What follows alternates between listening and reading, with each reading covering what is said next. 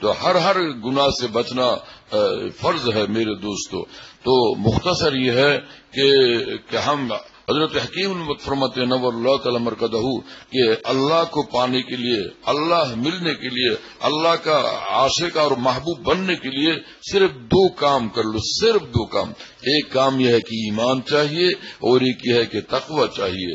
فرمایا کہ ایمان تو حق تعالیٰ نے اپنے کرم سے عنایت ہی فرما دیا، جو بہت بڑا کام تھا وہ حق تعالیٰ نے خود ہی آسان فرما دیا، حل فرما دیا اپنے کرم کے ذریعے سے. اب ایک کام باقی رہ گیا، وہ کہ ہمت کر کے گناہوں سے بچنا. اور فرمایا کہ اس کا خلاصہ یہ ہے کہ فرائض و واجبات کو نہ چھوڑو اور کسی گناہ کا ارتکاب نہ کرو. اگر اتنی بات ہو گئی تو متقی ہو، ہے نا. تو ایمان کے ساتھ تقوی جمع ہو گیا، اب ہو گئے تو بولیے اللہ.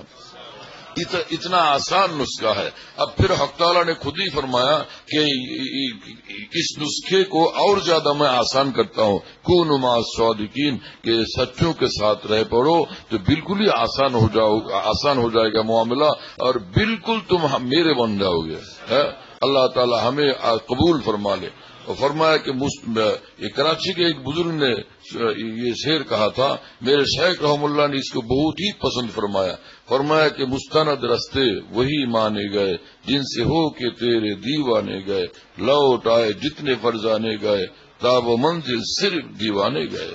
اللہ تعالی ہمیں راہ تقوی میں، راہ وصول اللہ میں مجاہدات کی توفیقات سے بھی نوازے. ان خوش نصیبوں میں اللہ تعالی ہمیں قبول فرمائے، شامل فرمائے جو اپنے مالک پر جان سے لڑتے ہیں، جان لڑا دیتے ہیں اور نفس مکار سے بچنے کے لیے، اس کے دھوکے سے بچنے کے لیے اپنی جان لگا دیتے ہیں. اللہ تعالی ہمیں وہ توفیق عطا فرمائے. اور جو سچے ہیں ایسے سچے بندوں کے ساتھ تعلق رکھنے کی بھی توفیق حق تعالی عطا فرما دے. میرے دوست خدا کی قسم گروہ بندی جو ہے یہاں نہیں ہے. ہمارے حکیم مت فرماتے ہیں اللہ کی محبت کے راستے میں گروہ بندی نہیں ہے کہ یعنی پارٹی بندی کے ہماری پارٹی ہے اور فلاں کی پارٹی ہے. یہاں پارٹی نہیں ہے، اہل ایمان سب اہل محبت ہے نا. اللہ کے لیے کام کرنا ہے، اللہ کے لیے تعلق رکھنا ہے، پارٹی بنانے کے لیے نہیں. اللہ تعالی ہمیں قبول فرمائے، بس اخلاص عطا فرما دے. اخلص دینک یکفیک العمل القلیل. آپ صلی اللہ علیہ وسلم فرماتے ہیں کہ دین اپنا خالص کر لو، تھوڑا سا عمل تم کو جنت تک لے جائے گا، مولا تک پہنچا دے گا، ہے نا. اخلاص ایسی چیز ہے، اخلاص کی برکت سے مختصر عمل، چھوٹا سا عمل قیمتی بن جاتا ہے.